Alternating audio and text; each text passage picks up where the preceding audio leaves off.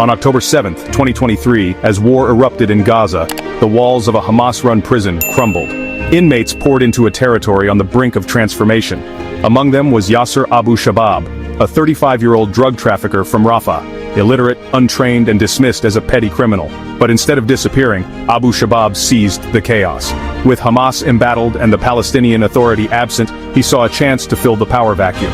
He rallied a band of outcasts, criminals, ex-militants, and clan members. Together, they formed the Popular Forces. Their sudden rise left Gaza's residents and outside observers scrambling for answers. Abu Shabab's journey from prisoner to militia leader is a stark example of how war can upend old orders and create new dangerous realities. He now commands hundreds, controls key territory, and has become a symbol of Gaza's shifting power. His ascent is fueled by desperation, opportunism, and the collapse of traditional authority. But his rise wasn't just a personal story, it was shaped by outside forces with their own agendas. As his influence grew, rumors swirled about foreign backing. Social media branded him a traitor, and even his family disowned him. Once a local criminal, Abu Shabab now stands at the center of a geopolitical storm. His story forces us to ask, in Gaza's desperate landscape, who truly holds power, and at what cost? The transformation of Abu Shabab is a warning. When institutions collapse, new powers emerge, often with troubling consequences. In the ruins of Gaza, the line between criminal and commander has blurred. The Popular Forces are both a symptom and a cause of Gaza's unraveling order. Abu Shabab's rise is a mirror of the chaos and a sign of what may come. In this new Gaza, power belongs to those bold enough to seize it, no matter the cost. Abu Shabab didn't build his militia alone.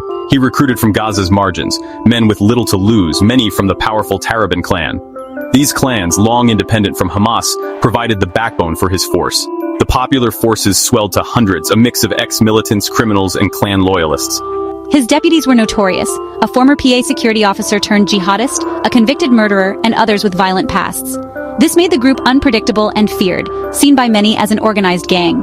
To gain legitimacy, they rebranded. New uniforms, Palestinian insignia, and a public mission: protect, aid, and maintain order. They positioned themselves as a security force in a lawless land. Supporters call them protectors, securing aid and defending neighborhoods. Critics see collaborators exploiting suffering for profit.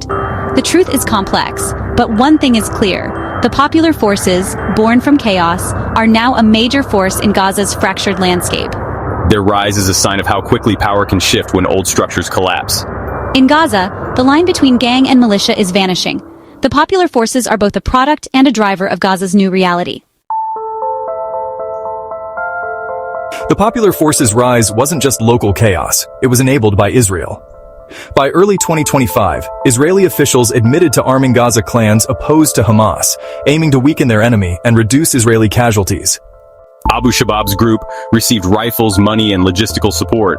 Videos showed them operating openly under Israeli military protection. Airstrikes even shielded them from Hamas attacks, cementing the perception of deep collaboration. For Israel, backing a proxy force sowed division and justified a continued military presence, while shifting blame for abuses onto local gangs. But this alliance is risky. Abu Shabab publicly denies collaborating, trying to maintain credibility among Palestinians. The partnership is fragile. He needs local legitimacy. Israel needs control. This unstable alliance could easily backfire, fueling more violence and instability. In Gaza, every new power comes with new dangers. The Popular Forces are a warning of what happens when outside actors play with fire.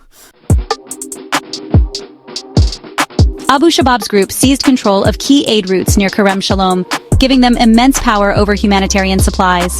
Soon, accusations of systematic looting surfaced. International groups and locals said aid was stolen and resold on the black market. A UN memo named Abu Shabab as the central figure behind the theft, often under Israeli protection. Stolen food, medicine, and fuel reappeared at prices most Gazans couldn't afford, deepening the crisis. Abu Shabab denied profiting, claiming his men only took food for themselves. But his admissions did little to calm public anger. The group was also accused of attacking markets and aid kitchens, further fueling resentment.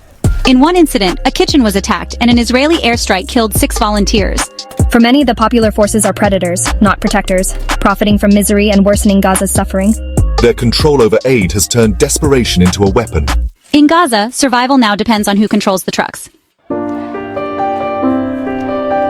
Israel's policy of arming Abu Shabab's group has drawn fierce criticism at home. Opposition leaders warn that empowering a criminal gang could backfire, repeating past mistakes that led to Hamas's rise.